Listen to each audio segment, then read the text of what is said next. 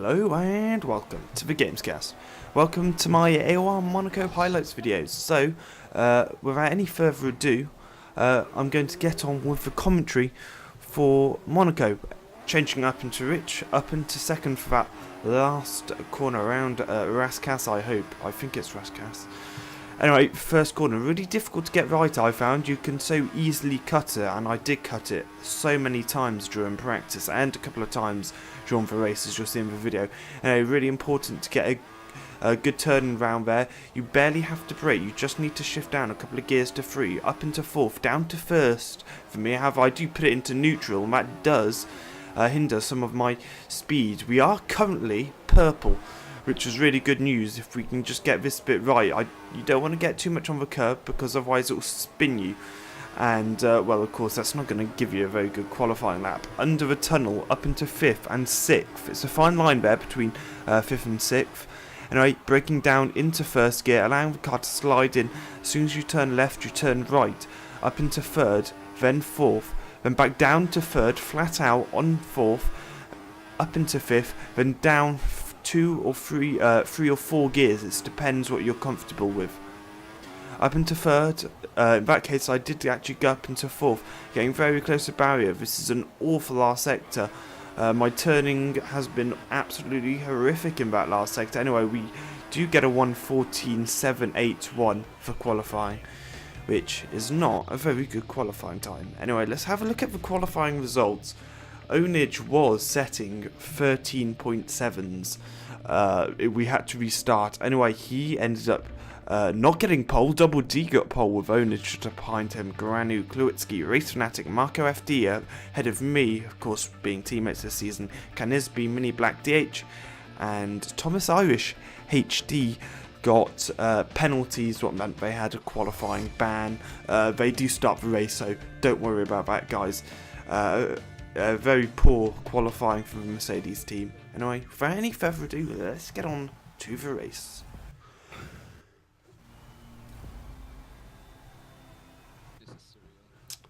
Okay, at the start of the Monaco Grand Prix, I do apologise for any bad FPS. This track is awful for FPS. I was not playing the game in the FPS you're seeing it at though. I just make sure that my game is always at 30 FPS, but recording varies depending on how the game reacts. A very, very poor first corner. Didn't want to cause any collisions, and you can see I sort of, well, there you go, that's what happens. I sort of lifted off just a touch. I did lose time that first corner, and then I lost even more time on that first corner as well. And my front wing is very, very poor. I've got very little in the likes of turning over, taking Canisby there because he's just went straight into the barrier. He struggled a lot with this race, as did I. I struggled an awful lot with my pace round here. My PB was a 14.2, and even that wouldn't have got me anywhere near pole, really, 3/10 off the pace. Coming to the end of the lap, as I do eventually lose a hold of my front wing, so I do have to come in to the lap. I'm surprised I didn't show that actually. Just pausing it there because I wanted to check my recording settings to try and improve some FPS. Anyway, it was all fine, so we just carried on. Putting my brakes to the rear, as I always do. I love running rear brake biased. It really helps me with sort of getting the car turned in. Crossing pit exit line a little bit there. It's very difficult not to, though, I have to admit. Very difficult not to cross that line. I suspect most drivers did. That's all I'm saying. I suspect most did. I'm not saying they did, so I don't know. Using qualifying gears, you'll notice for these corners, I was considering whether to go for tyre wear, but as soon as I crashed out, I decided, well, I can't do a one-stop now. I'm doing a two-stop, what means I can be very aggressive, as a two-stop is more than possible around here. So there's a one-stop. A one-stop is possible around here. I never actually did a one-stop, but I could get my tyres to last in practice till lap 16. They weren't very good. I was getting 1:17 lap times, but yeah, you could potentially do a one-stop around here. cutting that corner. I do that a couple of times actually in that race. It's so difficult to not cut because, yeah, you have to choose whether you're going to take the corner or not. Once you know you're not going to be able to make the corner, you have to try and back out of it because you will lose 2 or 3 seconds just on that corner. And in my personal view, I don't think there is any point in doing that, losing sort of 2-3 seconds.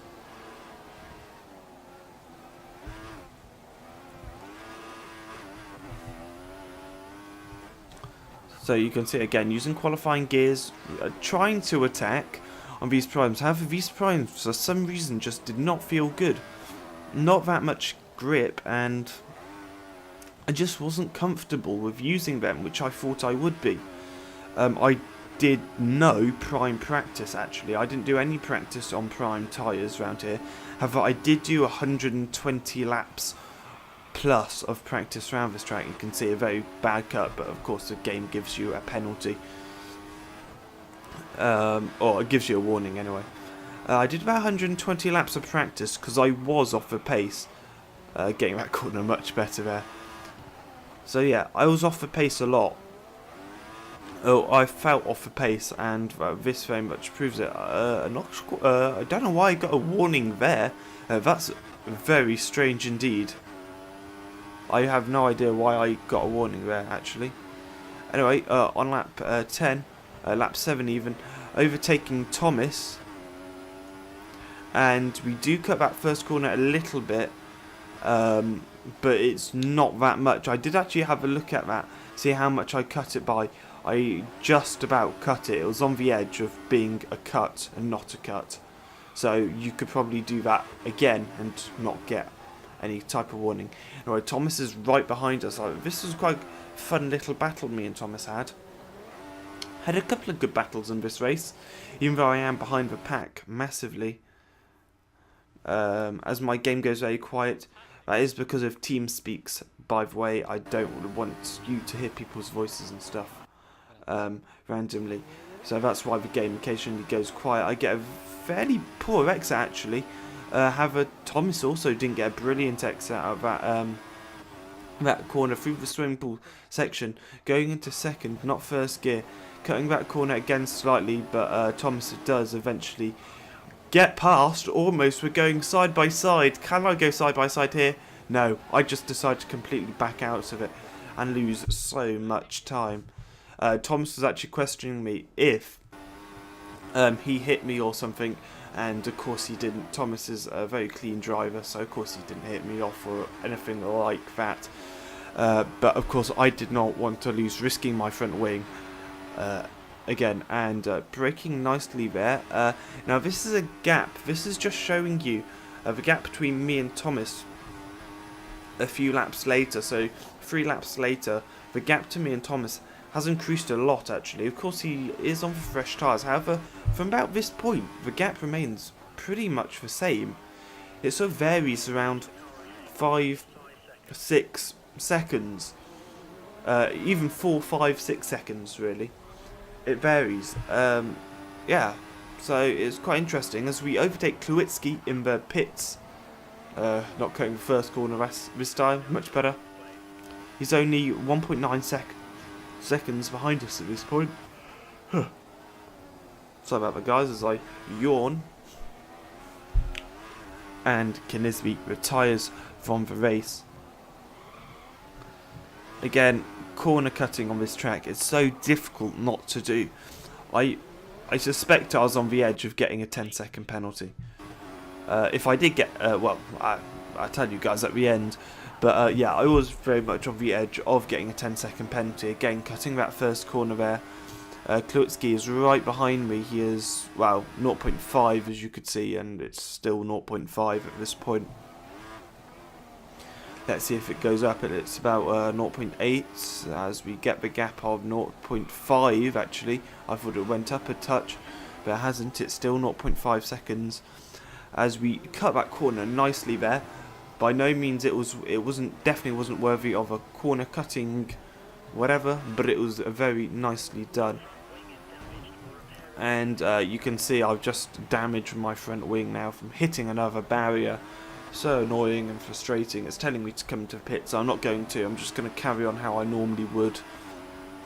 If this was a high-speed track, I might, but you don't need that much front wing. You could actually get 1 minute 21s with no front wing, I found around here. So, yeah, the gap isn't as big as you might think it is. Around some tracks, it'll be like 15 seconds. Around here, it's not 15 seconds. Klutsky is really attacking now. It's so difficult to pass. It's just important not to get frustrated, especially around tracks like Monaco and Singapore, where it is super difficult to get past. Klutsky is doing a good job of staying behind me and in the dirty air. What mainly affects you in Sector 3, where you have the swimming pool section. That is where the dirty air mainly affects you.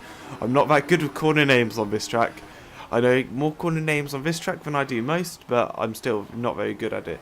And you can see, after going wide, I make sure that there's no contact between me and Klutsky. And I can tell you, at this point, I did allow him through. As you see, just sort of pulling over, almost going straight into the back of him. He cuts a corner, I cut the corner, we both end up cutting the corner. But the fact that I slowed down, I don't think is going to affect me too much. Ownage, as you can see, setting a 49. He is a reserve driver at the moment, or at least he was for this race. This is just showing you actually how little the gap changes between when I overtook Klutsky and now. The gap really doesn't change that much. So yeah, oops, ow, I just hit my arm on a cupboard thing. Anyway, as we pass another car, I didn't actually see who that was. I think that was Thomas. Actually, I didn't realise that because I was looking away, but I'm fairly sure that was Thomas we passed. You skip quite a few laps. Lap 21. Not much actually happened in this race for me because I was so far behind everyone. All the action you can see is in that little group, just a bit ahead of us. Marco, again, we overtake Marco. We overtake Marco. And I ask Marco if he's coming into the pits, and he is not, because I think I'm planning on coming into the pits at the end of this lap.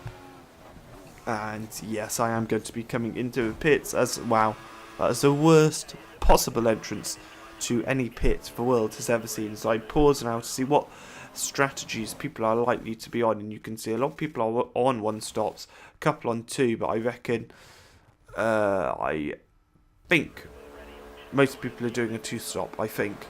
Don't quote me though, because I'm not sure.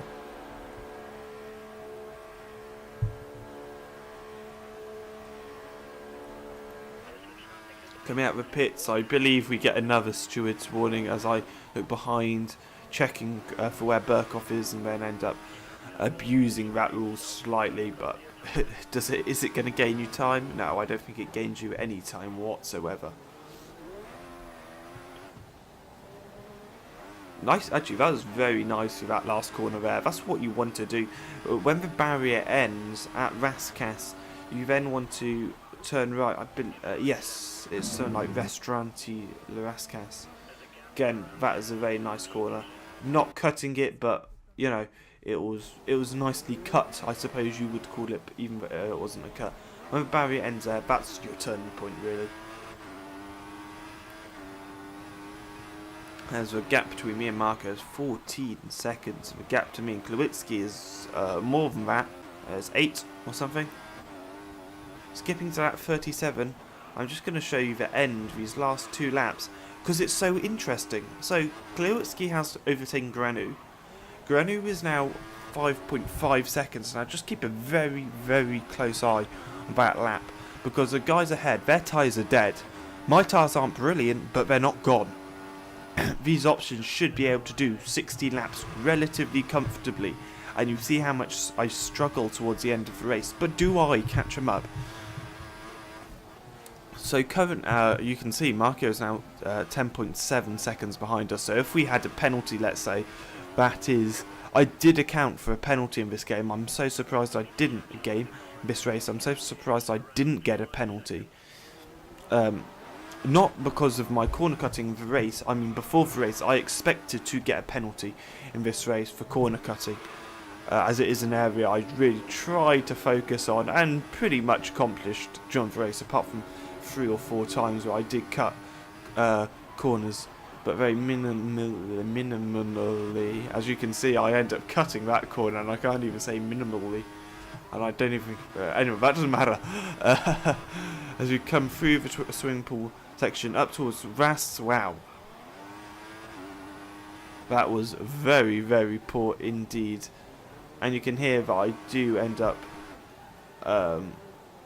lifting off. You can hear I end up lifting off, and my tires are also gone at this point, but they're not quite as gone as Granu. I don't know if we caught them up at all. Well, Granu's had a little bit of an accident, and that means that we are on the tail of Granu. Are we oh no, let's back off. I don't believe we gained any time by getting such a big cut, and we don't. It is in fact exactly the same, as their tyres are completely gone. Granu's ended up overtaking Kluitsky, only to win the race. A fantastic job for him. He is just such a fast driver, a true legend in AOR. But anyway, 4 seconds. Is it possible to catch up? And you can see how much visually closer. We are about 3 seconds behind. We've caught up 1.5 seconds in a sector. Not even that. We end up cutting this corner a little bit. I'm trying furiously to try and catch up these drivers. End up abusing the track limits. I put my hands up to that. That is unacceptable for me. Braking nicely. Hopefully we don't cut another corner, which we don't. We end up taking out the bollard, but our tyres are gone. They're just, they're completely gone. We're now 2.1 seconds behind, and we simply can't do anything about it. Anyway, we end up getting 6th from this Monaco race, which I am thoroughly pleased of. I'm pleased with 6th position. Whoa, wow, what a race, especially those last 2 laps. Quite exciting stuff, I think you'll agree, guys. Only wins the race from Double D, 12 seconds behind. He gave him a really good run for his money. Look at their lap times as well, fairly similar. Race Fanatic in 3rd, fantastic result for Williams. Great to see them doing so well. We've got Granu, Kluitsky, then me and Marco, very close to each other. Only 3.5 seconds separate me and Kluitsky. No, 3 seconds separate me and Kluitsky. DH, Burkhoff, Thomas, and DH. Anyway, guys, thanks for watching, and I'll see you next time. Goodbye.